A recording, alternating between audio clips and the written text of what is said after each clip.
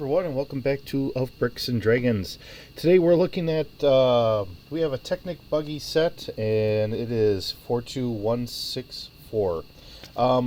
So I picked this one up just to have a little bit of fun with it. I'm going to try and get a little construction done with old Mutt and Junkyard here, and we're going to have it put together by them.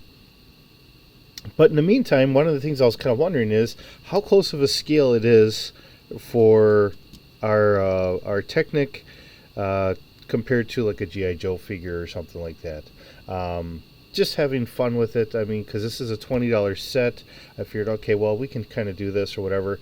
It is obviously, to me, and I will grab one of our Lego minifigures, a little on the bigger side for our minifigures here. So I was just trying to figure out exactly how close it is in comparison here. But let's do a little review and let's take a look. Now, I have a seat here. You know, we do have some nice steering features, and it has a nice suspension. So this has a very good suspension here, so you can kind of run over your fingers or whatever else, or things on the floor. So that works really nice, and you can kind of steer it with just tilting this back and forth. And the motor actually on the bottom here, we actually have this. So what that's doing is that's actually kind of hitting on this. So if we can get this to look right, see how it picks up our cylinders here, and that's what it's trying to simulate. So that is kind of neat and cool, and we have that on this side as well. And this side it's probably easier to see because we don't have the exhaust in the way. So as we're driving along, you can see that all kicking out, which is really kind of cool. Normally you'd have headers over that and everything else, but in this instance that's what they did, which is kind of cool to watch. We do have some small doors here. They don't, well, I guess they actually do kind of flip around, don't they? Okay. I put them in there and all that, but I was thinking that they were kind of sticking in there, so I wasn't thinking that they flip around, but they do. We do actually have a little bit of a hinge. I wasn't thinking about that when I was putting that together, just, you know, putting the pieces together, not thinking about that mechanically myself. So they do hinge a little bit. We can open them and close them. Unfortunately, as you see, when I put Mud in here, he's obviously not going to fit in here. So this would probably be closer maybe to like a 3-inch figures, maybe something twice our minifigure scale or something. I don't know. You know, the other thing is when you look in here, because we have all the Technic pieces, normally you'd have your feet going down in here somewhere too. I mean, this is the same way, most Doom buggies, all your motors and all that stuff's in the back, so that's not a big deal. All you have is really your steering column going down to steer that. Otherwise, it's usually pretty open here. It's just kind of roll bar cage, stuff like that to keep you safe on the inside. So if it tips over, flips over, whatever, you know, you're good there. I don't even know if they keep the battery in the front. I'm thinking it's probably going to be in the back. I mean, we do have some headlights here, some spotlights up there, so that works pretty good. We get all the stickers on here. So we have some little kind of cyberpunkish kind of look to these stickers right here and up there. We have a little bit of the blue and the pink and all that, which kind of contrasts pretty nicely on it. I don't know if they really did that to try and say, hey, you know, the girls can build this as well as the boys. You know, there's lots of women out there that really do get into cars and all that stuff, so I don't think that's a real major issue. Having the yellow kind of offset things is fine. That's you know, the high vis yellow that works really well to me. Just kind of sticking certain pieces out there. So this is kind of neat how, you know, you can see the whole buggy tilt as I can turn the tires. So as you're doing this or whatever, you know, run it on the floor, you can make a turn, which is really slick. Some of the features that you're able to do when you're just dealing with all the Technic pieces that I don't think we really do in just regular Lego builds. So, you know, this is the first time I've done a straight, nothing but a Technic I mean, I had the couple little sets, but this is just the first bigger set I've done. These are a lot of fun. I don't think I'm going to do too many because, like I said before, I'm trying to keep it to a certain scale. Um, when I was doing the other ones, they were smaller sets, and I think they fit into my city, so I could put them into my city. Doing these bigger builds like this, I don't have anywhere I can put them in. I can't really fit them into a city or anything else. For the older kids that are collecting them and they have a bunch of these, that's wonderful. Um, but because I'm trying to keep everything kind of roughly to a scale, and I just wanted to see how well it would fit for our G.I. Joe guys or my Star Wars or whatever else.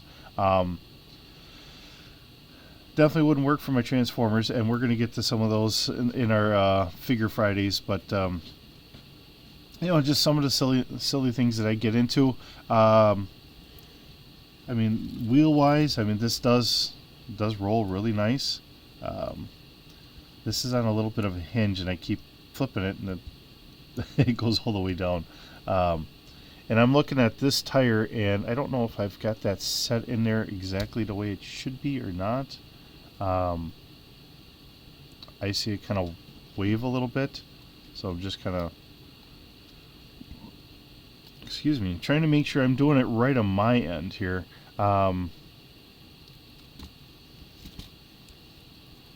No, it still does it. It does seem like it rolls really nice, though. At least on my pool table. I don't feel a lot of friction here.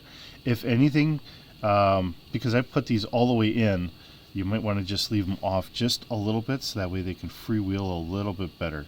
Because in the front here, as I spin this around, you can see this is all moving at the same time. So if it's too tight, it might bind up, but if you just leave it out a little bit, then it might work a little bit better. And then of course, what do? Seems like every time I mess with them, I always knock something off.